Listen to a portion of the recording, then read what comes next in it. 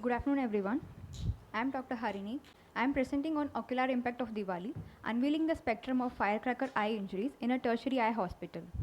Our objectives were to analyze the spectrum, clinical manifestations, and outcomes of firecracker eye injuries during Diwali and to propose a comprehensive prevention strategy. We did a prospective observational study including all patients presenting with firecracker eye injuries during the week of Diwali.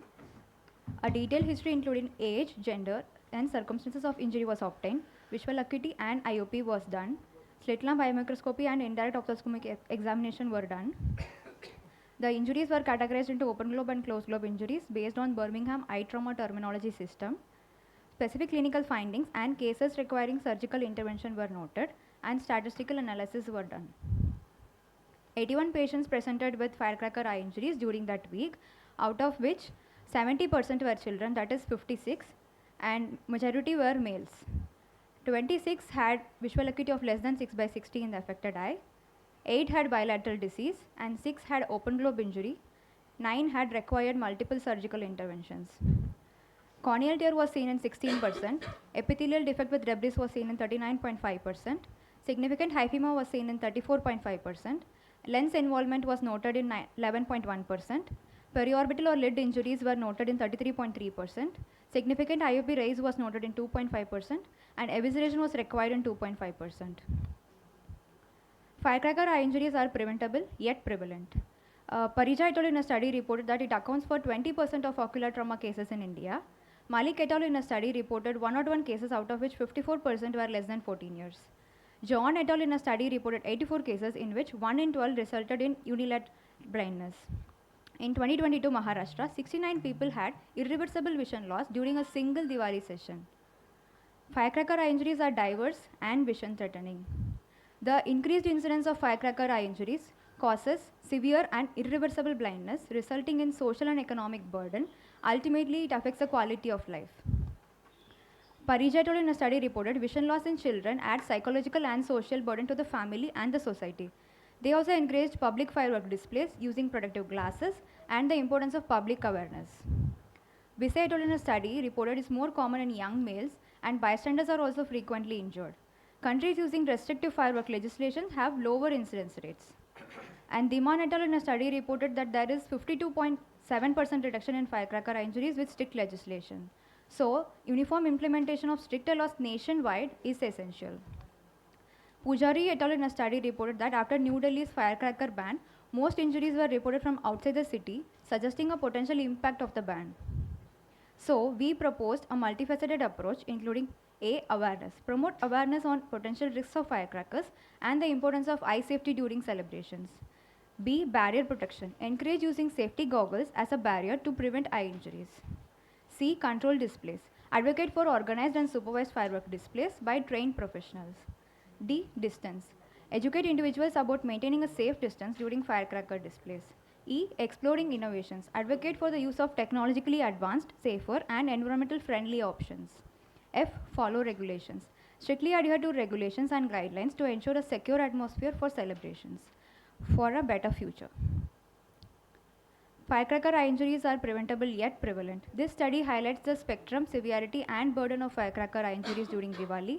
A multifaceted approach is essential to combat this festival epidemic to ensure a safer and joyous celebration to all. Thank you. So I wanted to ask that what is your ultimate message about the study? So, ma'am, we firecracker eye injuries are so prevalent, and we wanted to re-emphasize on the magnitude and the clinical manifestation of the firecracker eye injuries, and more importantly, we wanted to propagate the multifaceted approach. Ultimately, we want to prevent those injuries, so we wanted to emphasize on that. From your study on in your conclusions, but have you drawn some conclusions from your study? Like example, the distance, maintain safe distance. So was there something which came on in your study that people who are far had lesser damage or better outcomes, people who are near? So you can draw that conclusion based on your study rather than literature. So was there something like that you do in your study which pointed out something that the strategies would be based on your study? I mean, it can be based on study of all studies, but Yes.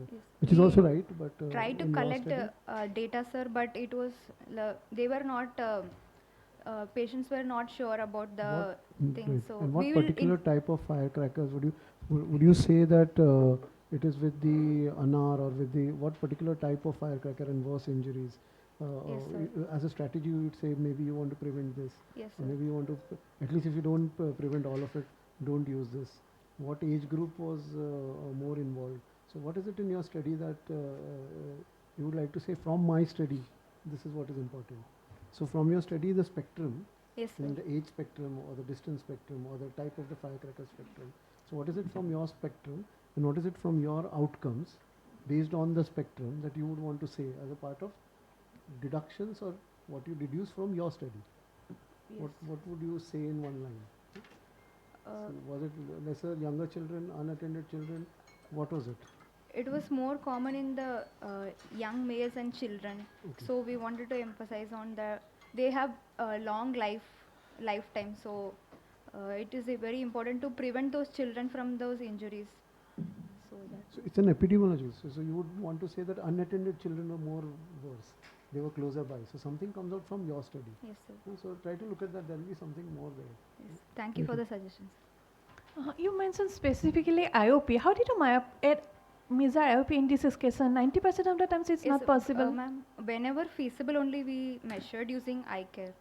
Other patients we were not able to measure. Okay. And how many cases of lid burn you have got? Ma'am? Eyelid burn. That's a more common in Eyelid case of burn, firecracker eyelid. injury in children. Na? Eyelid and forehead portion burn. Especially surgeon mentioned anar. We didn't specifically calculate that. Okay. We'll include. Thank you. Okay, fine. Thank you, ma'am. So we'll have our next